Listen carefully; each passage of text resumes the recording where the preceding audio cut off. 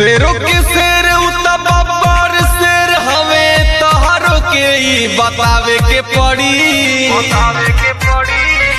सुना शेरों के शेर बब्बर शेर हवे तोहरो के ई बतावे के पड़ी। गोलू भैया के झुकावे के खातिर अगला जन्म में आवे के पड़ी।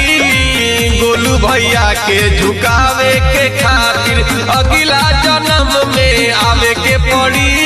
शेर खामोश बा तो ई मत समझ किसी का